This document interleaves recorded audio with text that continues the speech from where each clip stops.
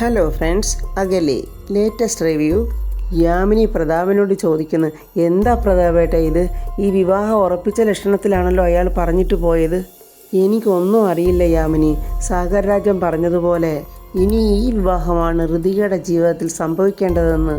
ദൈവനിശ്ചയമാണെങ്കിൽ നമുക്കെന്ത് ചെയ്യാൻ പറ്റും? ഋതിക മനസ്സുകൊണ്ട് പറയുന്നു, രാജു ദീപക്കുമായുള്ള എൻ്റെ വിവാഹം മുടക്കുമെന്നറിഞ്ഞപ്പോൾ വലിയ സന്തോഷമായിരുന്നു. പക്ഷേ ഇപ്പോഴടുത്ത ഒരു പ്രശ്നമാണല്ലോ എൻ്റെ ജീവിതത്തിൽ വരുന്നത്. ദൈവമേ, ഞാൻ ഇനി എന്തു ചെയ്യും? സങ്കടത്തോടെ നിൽക്കുന്ന ഋതിയെ കണ്ടിട്ട് പ്രതാപൻ യാമിനിയോട് പറയുക, യാമിനി ഋതിയെ റൂമിലോട്ട് കൂട്ടിക്കൊണ്ടുപോകും. ശരി പ്രതാപേട്ട എന്നും പറഞ്ഞ് യാമിനി ഋതികയും കൊണ്ട് റൂമിലോട്ട് പോവുകയാണ്.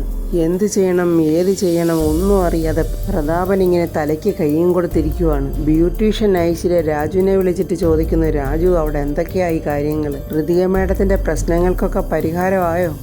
എല്ലാത്തിനും പരിഹാരമായി ഐശ്വര്യ ചെയ്തു തന്ന ഈ ഉപകാരത്തിന് എത്ര നന്ദി പറഞ്ഞാലും തീരത്തില്ല. അങ്ങനെ എന്തായാലും ദീപക്കുമായിട്ടുള്ള ഋതിക മേഡത്തിൻ്റെ വിവാഹം മുടങ്ങി. അംബിക മേഡം ഐശ്വര്യയുടെ കർണത്തടിച്ചെന്ന് എന്നോട് യാമിനി മേഡം പറഞ്ഞിരുന്നു. ഞാൻ കാരണമാണല്ലോ എന്ന് ഓർക്കുമ്പോൾ എനിക്ക് സങ്കടമുണ്ട്. എൻ്റെ രാജു കിട്ടിയതൊരു 1.5 അടിയായിരുന്നു. ഇപ്പോഴും വേദന മാറിയിട്ടില്ല.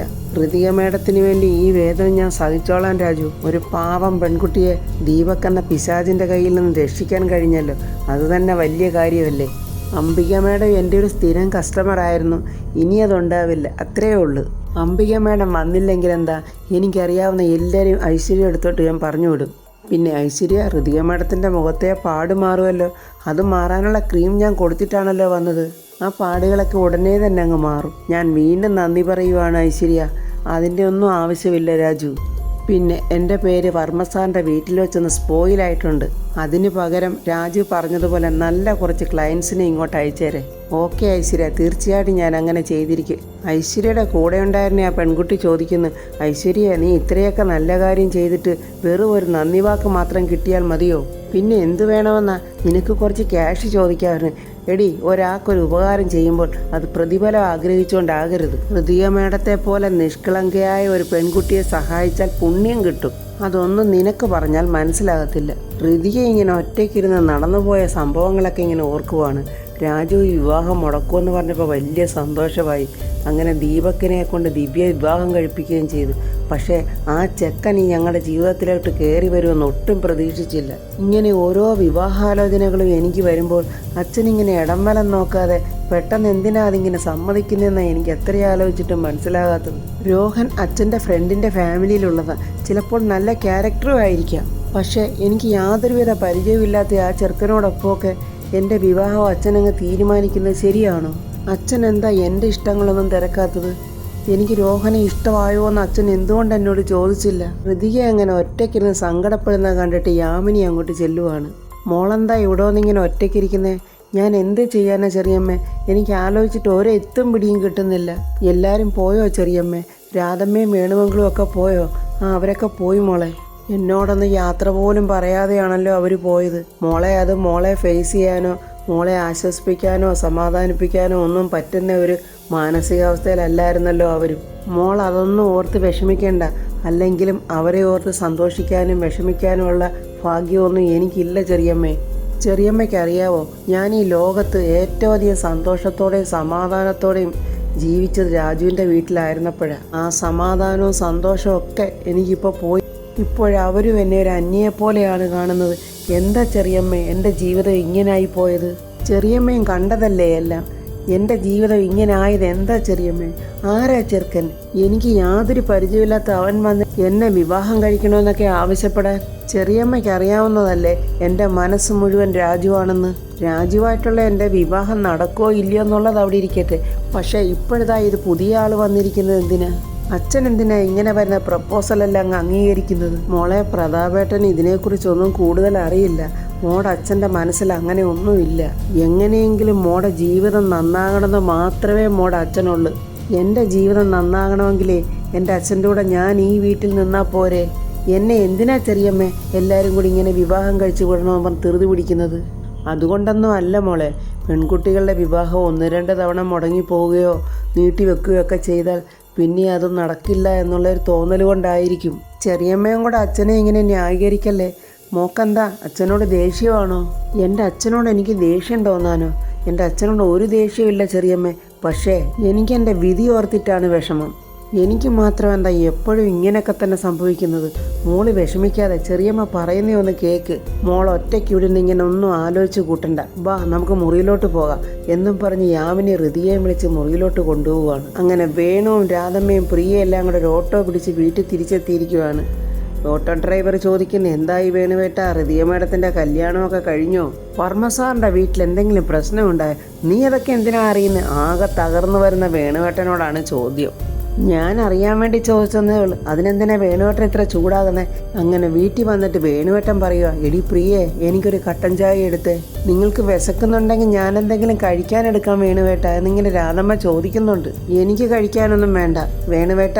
എന്തായാലും ദീപക്കുമായുള്ള ഹൃദയ മേഡത്തിൻ്റെ വിവാഹം മുടങ്ങിയല്ലോ, നമുക്കത് തന്നെ ഒരു സന്തോഷമല്ലേ? എന്ത് സന്തോഷിക്കാനാ രാധമ്മേ? വിവാഹം മുടങ്ങിയെങ്കിലും ഒരു പ്രശ്നത്തിൽ നിന്നും വേറൊരു പ്രശ്നത്തിലോട്ടല്ലേ ഹൃദയ മേഡം ചെന്ന് പെട്ടിരിക്കുന്നത്. നമ്മുടെ മകനെ പറഞ്ഞ് മനസ്സിലാക്കാമെന്ന് വിചാരിച്ചിട്ട് അത് സാധിച്ചിട്ടുമില്ല. അവൻ ഹൃദയ മേഡത്തിനെ മനസ്സിലാക്കുമെന്ന് നമുക്കൊരു ഉറപ്പുമില്ല.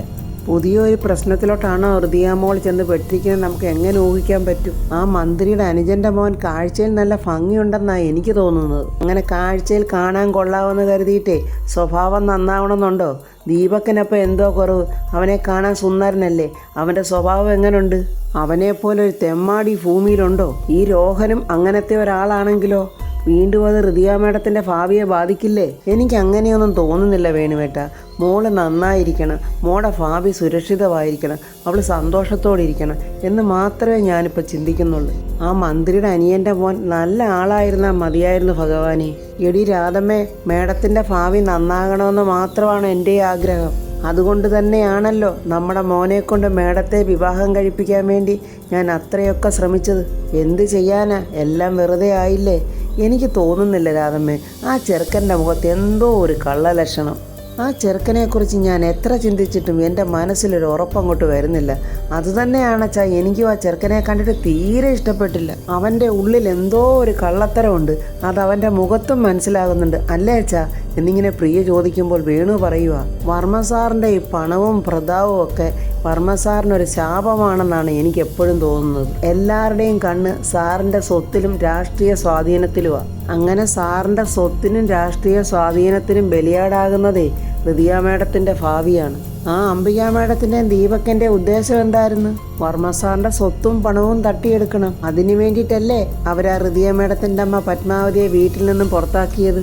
എന്നിട്ട് ആ സാറിനെയും പറ്റിച്ച് ഹൃദയ മേഡത്തിനെ ആ ദീപക്കിനെ കൊണ്ട് കല്യാണം കഴിപ്പിച്ച് ആ സ്വത്തൊക്കെ അടിച്ചു മാറ്റാൻ വേണ്ടി അവിടെ തന്നെ തങ്ങിയിരിക്കുവാണ് അംബിക മേഡം. എന്നാലും അച്ഛാ, നമ്മൾ പോരുമ്പോൾ ഹൃദയ മേഡത്തിനെ കണ്ട് യാത്ര പറഞ്ഞിട്ട് പോരാഞ്ഞത് വളരെ മോശമായിപ്പോയി. പിന്നെ യാത്ര പറഞ്ഞ് പോരാൻ പറ്റിയൊരു സാഹചര്യമായിരുന്നു അവിടെ. അപ്പോൾ ഒന്നും സംസാരിക്കാതെ ഇങ്ങോട്ട് പോകുന്നത് തന്നെ നന്നായി. അല്ലെങ്കിൽ നമ്മൾ എന്തെങ്കിലും സംസാരിച്ചതെങ്കിൽ ആ കുട്ടിയുടെ വിഷമം കൂടെ നമ്മൾ കാണേണ്ടി വന്നാൽ. നമ്മളല്ലാതെ ആ പാവത്തിനെ ഒന്ന് ആശ്വസിപ്പിക്കാൻ വേറെ ആരാ വേണുവേട്ടാ ഉള്ളത്? ഞാൻ ഹൃദയ മോളെ ഒന്ന് ഫോൺ ചെയ്ത് നോക്കിയാലോ? വേണ്ട രാധേ, ഹൃദയ മേഡത്തിൻ്റെ മനസ്സൊന്ന് ആറിയിട്ട് ഹൃദയ മേഡം തന്നെ നമ്മളെ ഇങ്ങോട്ട് വിളിക്കും, അപ്പോൾ സംസാരിച്ചാൽ മതി.